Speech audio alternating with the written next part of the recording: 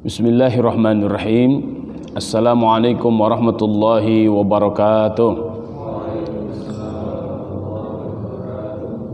Alhamdulillahirabbil alamin. Assalatu wassalamu ala asyrafil anbiya'i wal mursalin wa ala alihi wa ashabihi ajma'in. Asyhadu an la ilaha illallah wa asyhadu anna Muhammadan abduhu wa rasuluh al-mab'uts rahmatan lil alamin. Faqur rabbi zidni ilma warzuqni fahma. Allahumma faqihna fid din wa 'allimna al-kitaba wat ta'wil. Allahumma amin. Para santri sehat semuanya? Alhamdulillah. Semoga Allah Subhanahu wa taala senantiasa memberikan kesehatan kepada kita semuanya, kepada saudara-saudara kita dan kepada umat Islam di mana saja berada. Dan semoga Allah Subhanahu wa taala menjaga bangsa dan negara kita semuanya. Semoga negara ini menjadi negara yang baldatun thayyibatun wa rabbun ghafur. Pada hari ini kita akan melanjutkan kajian kita kitab Safinatun Najah, yang mana kemarin kita sudah membahas awal dari kitab ini, yaitu tentang Arkanul Islam, rukun iman, dan makna tauhid. Yang ini menjadi awal dari taklif, ya. Syariat-syariat ini bagi siapa? Bagi orang Islam, bukan bagi orang kafir. Keislaman seseorang itu diawali dari mana? Diawali dari ketika dia meyakini bahwa la ilaha illallah Muhammadur Rasulullah itu adalah benar. Yakin seyakin-yakinnya dalam hatinya, dia ucapkan dengan lisannya dan dia tunjukkan dengan amalnya. Maka orang tersebut digolongkanlah menjadi seorang muslim. Karena dia sudah masuk ke dalam Islam, sudah menjadi seorang muslim, maka kewajiban-kewajiban sebagai seorang muslim berlaku baginya. Ya. Nah, sekarang kita akan mulai pembahasannya kapan taklif atau kewajiban, perintah-perintah atau larangan-larangan Allah Subhanahu wa taala itu mulai diberikan kepadanya. Nah, jika diukur dari segi waktu, maka itulah yang disebut dengan bulugh. Ya. Bulugh atau baligh terambil dari kata balagha. Balagha itu artinya sampai. Maksudnya gimana? Sampai pada titik di mana dia sudah harus mulai melaksanakan perintah-perintah Allah Subhanahu wa taala, meninggalkan larangan Allah Subhanahu wa taala secara bertanggung jawab oleh dirinya sendiri. Ya. Jadi dalam Islam sebenarnya tidak ada istilah ABG, anak baru gede, sehingga ada pemikiran begini, wajarlah yang namanya ABG pacaran juga, wajarlah yang namanya ABG kemana-mana berdua juga, laki-laki perempuan yang wajar, emang dia mah ABG. Justru sebaliknya kalau dalam Islam, ketika dia sudah baligh, ya, maka syariat Islam sudah mulai wajib dilaksanakan oleh dirinya. Kenapa? Karena catatan amal sudah mulai diberlakukan. Ada 3 kelompok yang catatan amal tidak diberlakukan. Maksudnya catatan amal di sini tidak dinilai dosa, tidak dinilai pahala.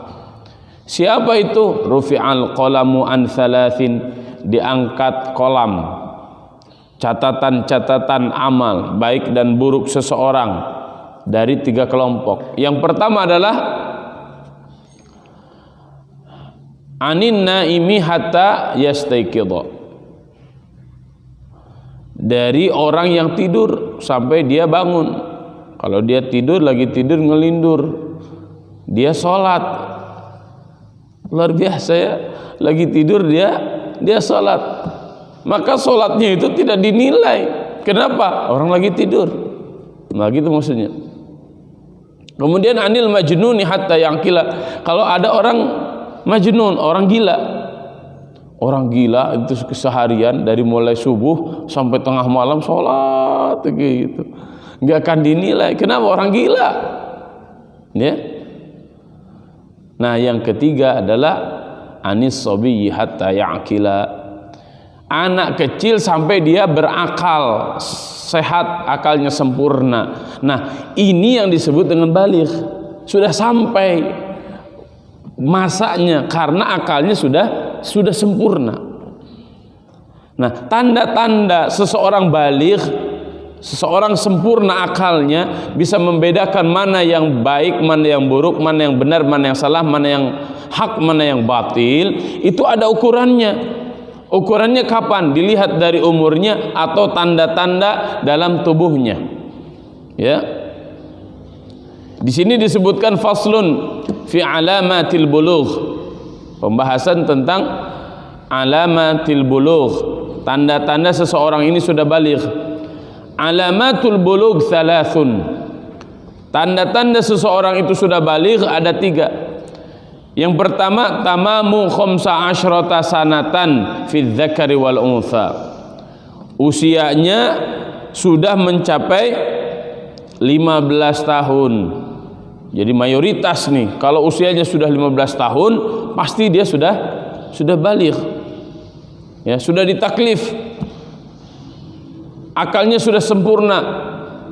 Nah, ini hati-hati nih. Ada baligh, ada akil baligh. Jangan sampai dia sudah baligh dari segi usia tapi dia tidak sempurna akalnya. Masih bubudakeun, ya. Masih kekanak-kanakan, sangat kekanak-kanakan. Itu menunjukkan bahwa dia baligh tapi belum akil. Ada juga baligh tapi belum mumayyiz. Mumayyiz itu mayyizu, bisa membeda-bedakan. Jangan sampai dia sudah baligh tapi dia belum mumayyiz. Itu menunjukkan bahwa tidak sama perkembangan fisiknya dengan perkembangan akalnya.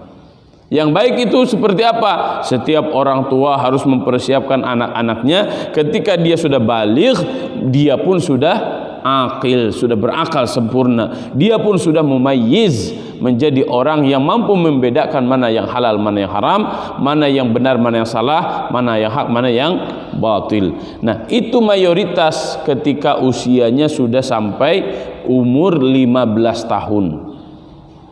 Fi dzakari wal untha, baik laki-laki ataupun perempuan.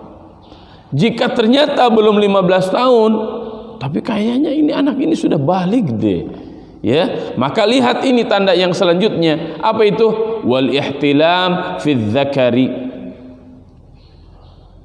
Ihtilam, mimpi basah, fi dzakari, pada laki-laki. Kalau laki-laki sudah mimpi basah, itu artinya dia sudah baligh, ya. Kemudian wal untha li tis'i sinin. Kalau perempuan mayoritas usia 9 tahun semuanya sudah baligh. Ustaz, ada enggak sebelum 9 tahun dia sudah baligh? Banyak, ya. Masuk SD kelas 7 usia 7 tahun. Kelas 2 8 tahun. Kelas 3 hati-hati, berarti secara normal kelas 3 perempuan sudah balik usianya 9 tahun. Adakah kurang dari itu? Bisa jadi karena makanan, faktor makanan, ya, sehingga hormon yang ada di tubuhnya lebih mempercepat kedewasaannya, ya. Maka dari sini sudah berlaku tidak boleh sembarangan, ya. Tidak boleh sembarangan apa? Buka aurat. Tidak boleh sembarangan apa? Salaman, ya. Ada orang yang mengatakan, wah, anak kecil aja nggak boleh salaman, itu radikal. Pak, bukan radikal. Bapak harus ngerti bahwa anak itu sudah baligh. Berarti tegaknya bukan mahram bukan mahram itu sudah harus berlaku. Kalau bapak mengatakan udahlah nggak usah gitu-gitu acan, bah berarti bapak tidak akil, akalnya kurang. Ya, kenapa? Berarti bapak nggak ngaji. Ya, harus ngaji, makanya harus ngaji biar paham. Ya, jangan sedikit-sedikit begini, sedikit-sedikit begitu tanpa berdasarkan ilmu, tanpa berdasarkan kitab para ulama. Gak usah ngaji yang tebal-tebal dulu deh, nih ngaji yang ini, Kitabus Safina, udah selesai. Ya, agar akalnya sehat. Kita lanjutkan. Wal haidu fil untha litis isinin, dan biasanya seorang perempuan kalau sudah usianya 9 tahun sudah haid. Adakah perempuan yang sudah usianya 9 tahun belum haid, 10 tahun belum haid? Oh, banyak juga. Ya, berarti perempuan tersebut belum baligh. Udah selesai, seperti itu. Nah, yang harus kita perhatikan sekali lagi, ya, memperhatikan anak sudah baligh atau belum itu penting. Dan yang lebih penting lagi adalah sudah akil atau belum. Akalnya sudah sempurna atau belum, logikanya sudah jalan belum, kedewasaannya sudah jalan belum. Jadi jangan sampai begini, maksud saya, baligh mah sudah secara fisik, tapi akil secara akal belum sempurna, masih kekanak-kanakan. Itu yang bahaya. Yang bagus seperti apa? Fisiknya sudah baligh, akalnya juga sudah akil, sudah sempurna cara berfikirnya, sudah dewasa sikapnya. Nah, ini pendidikan yang seperti ini yang harus disiapkan oleh seluruh orang tua dan seluruh para guru, para ustadz, ya, agar semuanya berjalan seiring. Kemudian kita lanjutkan. Faslun fi syuruti ijza'il hajari fil istinja.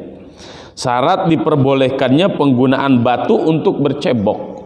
Maksudnya kok tiba-tiba ke sini, Ustaz? Ini maksudnya kan begini.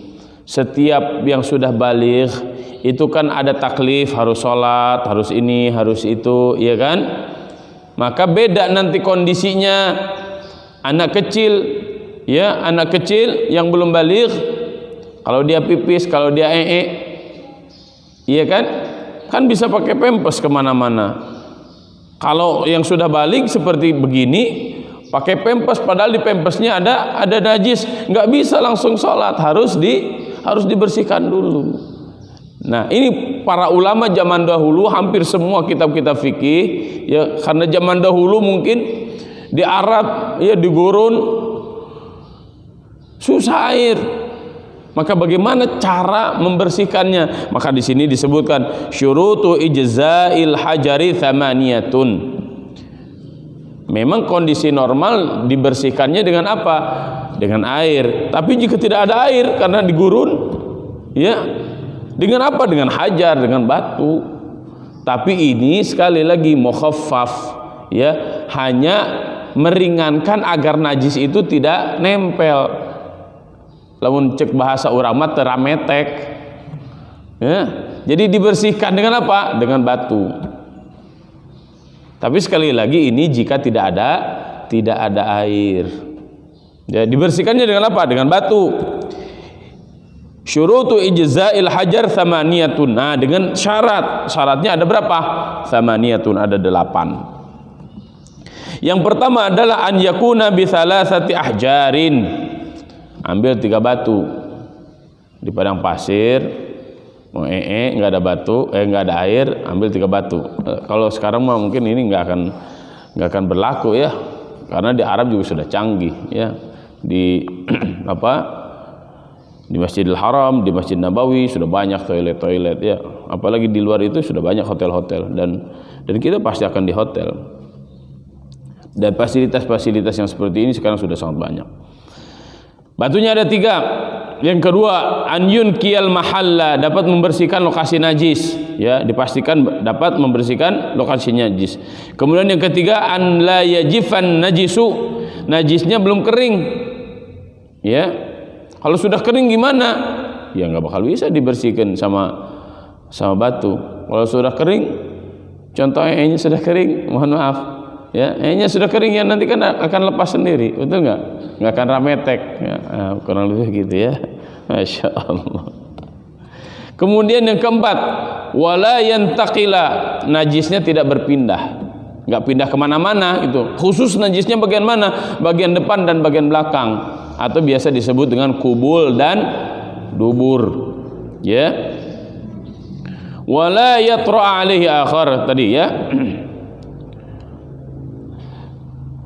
Tadi yang keempat apa? Najisnya tidak berpindah, wala yantaqil. Kemudian yang kelima, wala yatra alaihi akharu, belum dibersihkan dengan alat yang lain karena memang enggak ada.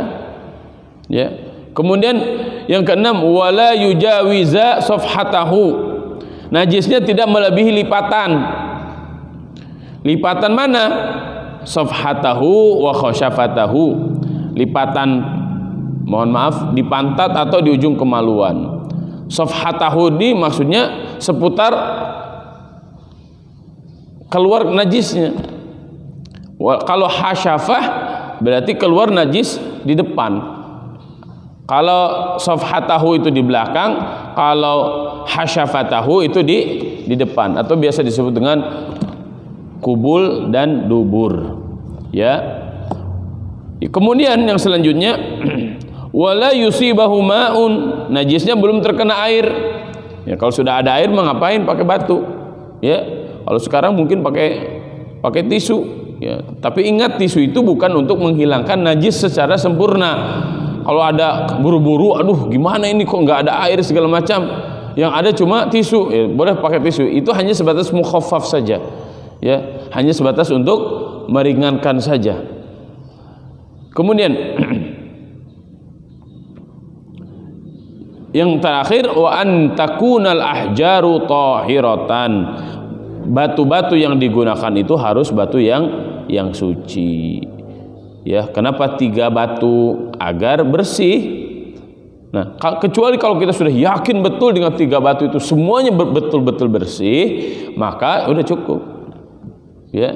Tapi kalau saya secara pribadi karena nggak terbiasa, jangankan dengan batu, ya, dengan tisu aja di toilet baik di mana-mana, mau di bandara, mau di hotel segala macam, saya nggak pernah menggunakan itu. Ya, saya sebagai orang Islam ingin langsung tuh membersihkannya dengan al-muzil yang akan membersihkan, menghilangkan seluruh najis-najis baik yang di dubur ataupun di kubul. Maka alhamdulillah sampai hari ini, ya, usia saya tuh 38 tahun, saya tidak pernah melakukan ini, selalu dengan air. Dan ini juga kita harus bersyukur kepada Allah Subhanahu wa taala, ya, di Indonesia ini kita tidak pernah kekeringan air dan semoga tidak akan pernah kekeringan air. Ya, saya sangat menyarankan gunakan air secukupnya, ya, tanaman-tanaman, pohon-pohon yang akan menyerap air sehingga di daerah kita akan terus subur. Ya, wal iyadzubillah, jika di daerah kita nanti sudah kekeringan, susah air, ya. Kemudian yang selanjutnya, faslun fi faraidil wudu.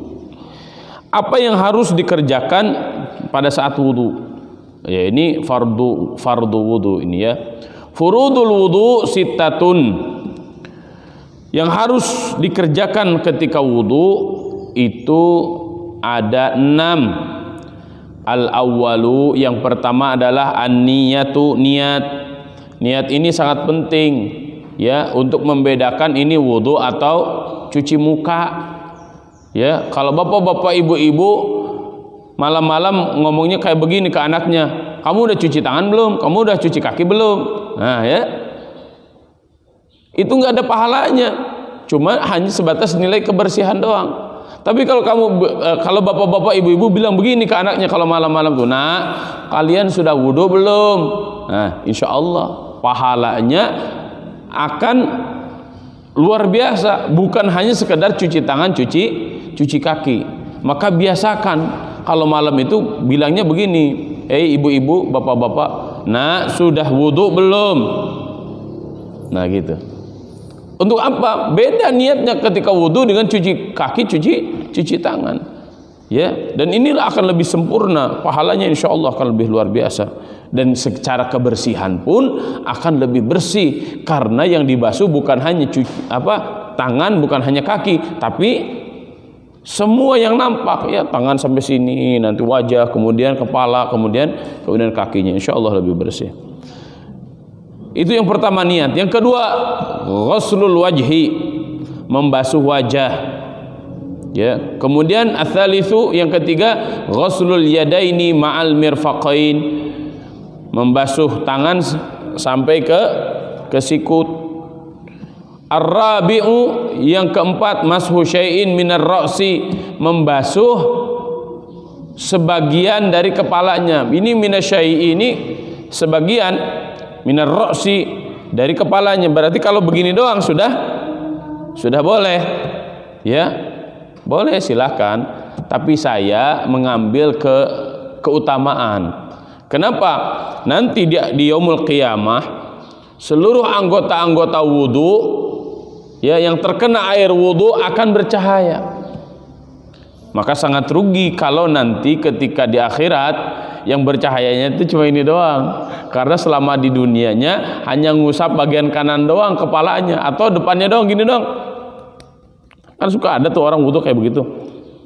Dalam mazhab Syafi'i sah, udah sah, tapi nanti di akhirat dia tidak afdol cahayanya cuma di sini doang. Ya, kalau saya ya pengen semuanya bercahaya. Ya, maka walaupun diperbolehkan hanya mengusap sebagian saja, ya, tapi nanti di akhirat kita sangat berharap semua bagian kepala yang kita usap ketika wudu semuanya akan bercahaya. Allahumma amin. Kemudian ghuslur rijlaini ma'al ka'bain, membasuh kedua kaki sampai kedua mata kaki. Nah, ini pun perlu diperhatikan, karena banyak juga orang yang ketika wudu itu kakinya cuma diginiin doang, sementara bagian belakangnya tidak terkena dengan air, kakinya cuma gini doang. Ini kakinya sampai sini doang, di sebelah sininya tidak terbasuh kakinya. Kalau seperti itu bisa jadi wudunya tidak sah. Kenapa? Karena fardhu wudu, ya, wajib terkena air wudu. Ini furudul wudu, yang wajibnya, ya.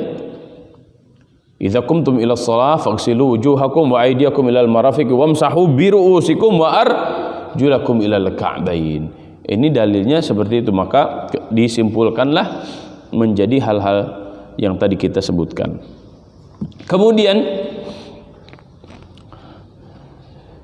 yang keenam, at-tartibu, tertib. Nah, dalam mazhab Syafi'i tertib itu menjadi wajib. Nggak boleh kakinya dulu, ya, kakinya dulu, terus setelah itu tangan, setelah itu baru wajah, setelah itu baru kepala. Ini dalam mazhab-mazhab yang lain ada yang membolehkan. Nah, kita mazhab Syafi'i harus diperhatikan tertib 6 hal ini, ya. Allahu a'lam. Kemudian yang selanjutnya, faslun fin niyyah wat tertib. Pembahasan tentang niat dan tertib. Apa sih yang dimaksud dengan niat?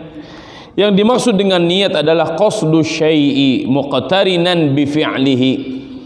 Qasdu syai'i bermaksud mengerjakan suatu amalan, muqtarinan bi fi'lihi, yang dirangkai dengan perbuatannya. Jadi niat itu adalah memang di hati kita sudah niat, kemudian langsung dilakukan. Ya. Jadi yang dimaksud dengan niat itu ketika sholat, contoh. Yang dimaksud itu bukan usolli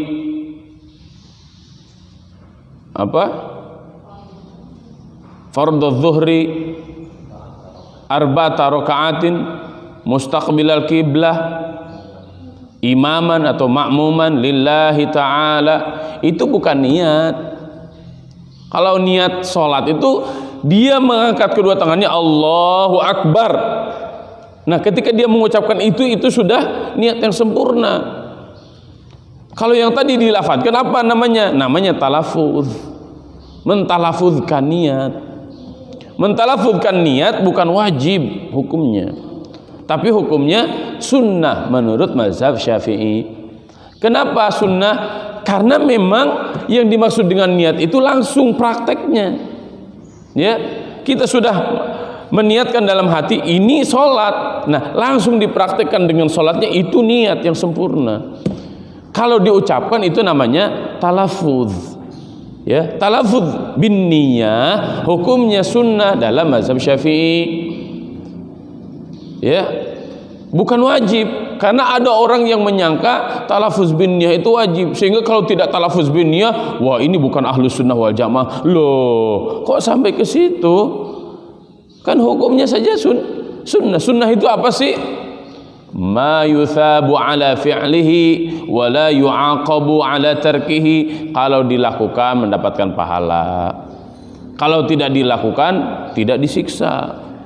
Ya, tapi ingat sekali lagi, ini sunnah menurut para ulama mazhab Syafi'i. Ya, bagaimana dengan pendapat-pendapat para ulama di mazhab yang lain? Bisa jadi tidak sama. Ustadz, kok berbeda pendapat para ulama? Ya, berbeda pendapat para ulama sesuai dengan keilmuannya masing-masing. Ya, di mazhab Syafi'i, kenapa ini sampai sunnah? Agar kita berhati-hati bahwa yang kita lakukan itu harus penuh dengan kesadaran. Maka untuk membantu menumbuhkan kesadaran itu dengan talafuz. Ya, dan ini adalah ijtihad para ulama dan tidak perlu dipertentangkan. Kemudian wa waqtuha, waktunya itu kapan? Ya, waktu niat wudu itu kapan? Wa waqtuha inda ghasli awwali juz'in minal wajhi. Tuh lihat, waktu niat ketika wudu itu bukan sebelumnya, tapi ketika membasuh wajah. Ketika membasuh wajah bagian pertama, kalau mau 3 kali, contoh 1 kali, 2, 3, maka yang digolongkan niat itu mulai dari pembasuhan wajah yang pertama, bukan yang kedua, bukan yang ketiga, yang pertama. Wa tartibu an la yuqaddama udwun ala udwin. Ya, adapun yang dimaksudnya dengan tertib, kalau tadi niat, ya, sekarang tertib. Tertib itu maksudnya tidak mendahulukan salah satu anggota tubuh terhadap anggota tubuh lainnya yang seharusnya dibasuh sesudahnya. Jadi harus tertib itu rangkaian pertama yang harus dibasuh itu wajah. Rangkaian kedua yang harus dibasuh itu adalah tangan sampai sikut. Yang ketiga yang dibasuh itu harus kepala. Yang keempat yaitu kaki. Tidak boleh dibalikin. Jadi yang dimaksud tertib itu kurang lebih seperti itu, ya. Membasuh bagian tubuh atau melakukan gerakan-gerakan, ya, tidak mendahului salah satu gerakan anggota tubuh yang lainnya.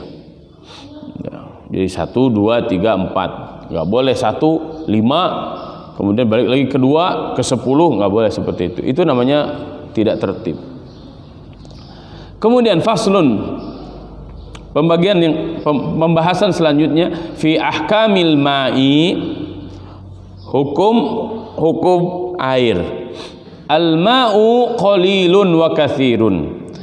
Air itu terbagi menjadi 2. Qalilun, air yang berkualitas sedikit, wa katsirun, dan air yang banyak. Al-qalilu, yang dimaksud dengan al-qalil adalah air sedikit itu apa? Madunal qullatain, yang kurang dari 2 kullah. Wal katsiru qullatain fa aktsar. Dan yang dimaksud dengan air katsir itu, air banyak itu adalah ketika air tersebut 2 kullah lebih. Apa sih yang dimaksud dengan 2 kullah itu? Ya, kalau pendapat Syekh Wahbah Az-Zuhaili dalam kitab Al-Fiqhul Islami, yang dimaksud dengan 2 kullah itu pada zaman sekarang kurang lebih 270 liter. Berapa? 270 liter. Maka kalau sudah 270 liter, maka air tersebut disebut dengan 2 kullah. Ya. Ini kaitannya dengan apa, Kang? Ini kaitannya dengan apakah air itu bisa dipakai wudu atau tidak? Apakah air itu bisa dipakai untuk bersuci atau tidak? Ya. Al-qalilu yatanajjasu biwuqu'in najasah fihi wa illam yataghayyar. Jika air yang sedikit itu ada najisnya, biwuqu'in najasati fihi, dengan adanya najis masuk ke air itu, wa illam yataghayyar, walaupun dia tidak berubah warnanya, tidak berubah baunya, tidak berubah rasanya. Tapi kalau kena najis berarti sudah jadi najis tuh. Ya. Kalau sudah najis kayak begitu, boleh nggak dipakai wudu? Nggak boleh dipakai wudu karena dia sudah najis. Kemudian wal ma'ul kathiru, adapun air yang banyak, la yatanajjasu, dia tidak akan menjadi najis, illa, kecuali idza taghayyara ta'muhu, jika sudah berubah rasanya, au launuhu, atau warnanya, au rihuhu, atau baunya. Ya. Contoh sekolam ini, gede sekali ini kolam, tapi baunya luar biasa itu kolam tuh. Oh gimana nggak bau? Orang di kolam itu nggak ngalir, semua warga pipisnya di situ, nya di situ. Walaupun dia sudah lebih dari 2 kullah, tapi sudah berubah baunya, sudah berubah rasanya. Kang, kok tahu rasanya berubah? Ya saya rasain, pahit banget. Nggak ada kan air kencing yang rasanya seperti kopi, nggak ada. Kalaupun dia berubah seperti kopi, rasanya kopi, berarti dia sudah tidak bisa dipakai untuk bersuci. Suci tapi tidak mensucikan. Lagian ngapain juga air kopi dipakai wudu? Kalau air kopi itu bukan buat wudu, buat diminum. Apalagi pagi-pagi. Coba perhatikan, Ramadan tahun ini ketat banget, sampai nggak boleh ngopi di siang hari ya. Masya Allah. Ya. Yang Fawaz ya, tahun ini memang ketat sekali Ramadan tahun ini, nggak boleh ngopi di siang hari. Ya jangankan Ramadan tahun ini, Ramadan selamanya nggak boleh ya. Baik. Kemudian kalau semua sudah paham wudu seperti apa ya, kemudian bersuci seperti apa, wudunya seperti apa, kemudian kita harus tahu fi mujibatil ghusli, ini hal-hal yang mewajibkan kita mandi. Mujibatul ghusli sittatun, yang menjadikan kita wajib mandi itu ada 6. Pertama adalah ilajul hasyafah fil farj. Ilajul hasyafah fil farji, berhubungan badan suami istri. Ya, al hasyafah tadi saya sudah sebutkan apa itu yang dimaksud dengan hasyafah. Kemudian fil farj, ke farji, memasukkan zakar ke farji. Ini harus mandi. Yang kedua, wa khurujul mani, keluar mani. Maka harus tahu mani itu seperti apa. Ya, mani dengan madhi itu beda. Kalau mani itu diiringi dengan syahwat. Ya. Kalau madhi beda, tidak diiringi dengan syahwat. Maka ketika keluar mani, maka wajib mandi dia. Kemudian wal haid, kalau dia sudah bersih dari haid, ya. Nah nanti jarak haid juga secara umum maksimal berapa hari?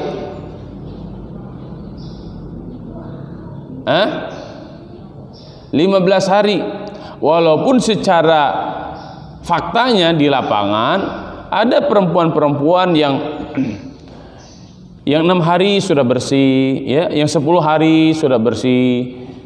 Kalaupun lama banget mayoritas 15 hari sudah bersih. Nah, ini harus difahami betul oleh setiap perempuan karena ini kaitannya dengan ibadah nanti. Kalau kebiasaannya 6 hari, saya sudah 10 tahun baligh, biasanya 6 hari. Tapi ini sudah setelah 6 hari kok keluar lagi. Dan jenis darahnya berbeda, tidak pekat kehitaman. Ini darahnya darah segar seperti biasa, maka itu bukan haid tapi istihadhah. Ya, ini harus paham juga perempuan-perempuan ini agar faham kapan dia harus mandi. Kemudian wan nifasu nifas, ya, kalau setelah selesai nifas, masa nifas, maka dia harus mandi. Wal wiladatu, ya, wal wiladatu, dan melahirkan. Loh, kok dibeda-bedakan, Kang, antara nifas dengan al wiladah? Karena bisa jadi dia tidak melahirkan, tapi dia nifas, ya. Ada yang keguguran, melahirkan enggak? Enggak. Tapi kalau kegugurannya dia sudah ditiupkan ruhnya, maka dia masuk nifas. Kalau belum ditiupkan ruhnya, maka belum masuk ke nifas. Gitu ya. Kalau wiladah, udah jelas nifasnya karena dia melahirkan. Jadi dua hal yang kita bisa bedakan. Kemudian wal maut, mati. Kalau mati, ya, kalau mati maka harus dimandikan. Siapa yang harus dimandikan itu? Selain syuhada, orang-orang yang mati syahid.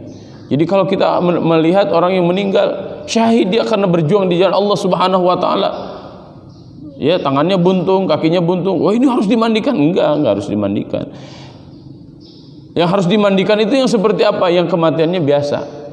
Kang, kalau sekarang kan ada corona, dimandiin enggak? Dimandikan, tapi harus lihat sesuai dengan prosedur medis, ya, agar jangan sampai justru dimandikan dia menjadi madarat kepada orang yang memandikannya, ya. Sesuai dengan aturan medis, silahkan seperti apa, ya. Dan ini sudah sangat banyak cara-caranya, ya. Kemudian yang selanjutnya, pembahasan yang terakhir, ya, fi furudil gusli, yang wajib dilakukan pada saat mandi. Furudul gusli ithnani, hal yang wajib dilakukan ketika seseorang mandi itu ada dua. Yang pertama adalah an-niyatu, niat. Yang kedua wa ta'mimul badani bil ma'i, dia membasuh seluruh tubuh dengan air. Nah, ini dari sini orang memahami, ya, pokoknya kena air aja semua. Padahal di dalam hadis sudah dijelaskan kaifiyatul wudunya seperti apa. Maka saya sangat menyarankan ketika membaca kitab ini juga harus membaca syarah-syarahnya agar tidak serampangan di dalam memahami kitab Safinatun Najah. Mentang-mentang di sini disebutkan furudul ghusli itsnan, yang wajib ketika mandi itu hanya dua. Yang pertama adalah niat, yang kedua ta'mimul badan bil ma. Pokoknya semua badan kena air, tanpa kita memperhatikan hadis Nabi Shallallahu Alaihi Wasallam dari Aisyah dan dari Maimunah yang menjelaskan tertibnya itu seperti apa. Ya, kemarin kita sudah bahas tertibnya seperti apa, ya.